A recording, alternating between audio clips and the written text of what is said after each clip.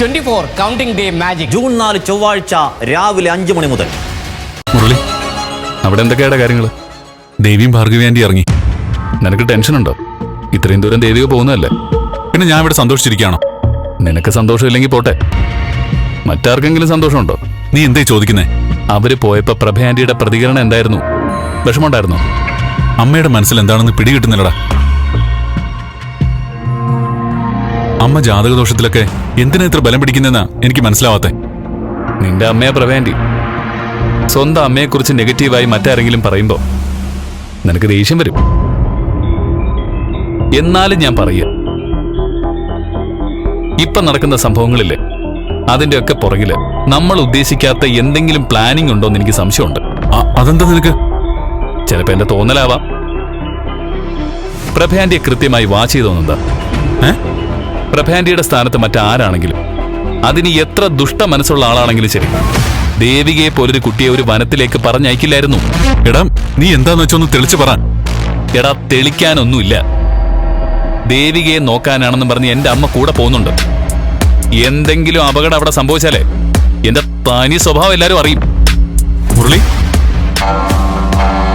എടാ, അവർക്ക് എന്ത് സംഭവിക്കാനാ? നീ ടെൻഷനൊന്നും ആവണ്ട. അമ്മയെ പോലെ തന്നെ ദേവിക എനിക്ക് പ്രധാനപ്പെട്ട തന്നെയാ. നീ ഫോൺ വെച്ചോ, ഞാൻ വിളിക്കാം.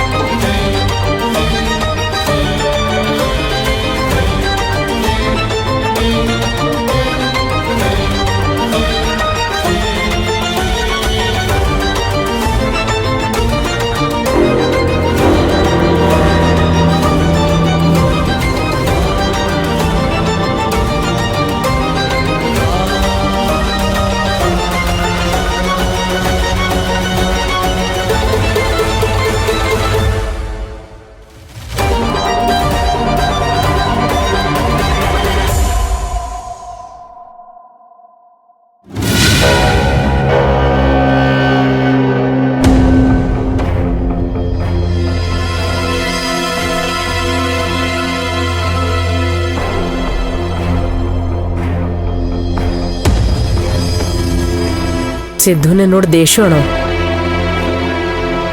എന്താ സിദ്ധു, ഞാനാണോ ഇതിനൊക്കെ കാരണം? ദേവികയുടെ ഈ യാത്ര സ്വാമി നിർദ്ദേശിച്ചല്ലേ?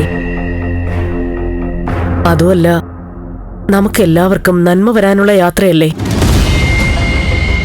തീർത്ഥാടനം ഭജനം എന്നൊക്കെ പറഞ്ഞ അങ്ങനെയാ സിദ്ധു. കഷ്ടപ്പാടുകൾ സഹിക്കണം. ഇത്രയും ബുദ്ധിമുട്ടിയാണ് ഭക്തർ വരുന്നതെന്ന് അറിയുമ്പോഴേ ഈശ്വരാനുഗ്രഹം ഉണ്ടാവൂ. കുടുംബത്തിലെ ഒരാൾ തീർത്ഥയാത്രയ്ക്ക് പോയാൽ ബാക്കിയുള്ളവർ പ്രാർത്ഥനയോടെ വേണം ഇരിക്കാൻ. അല്ലാതെ ദേഷ്യം കാണിക്കല്ല വേണ്ടത്.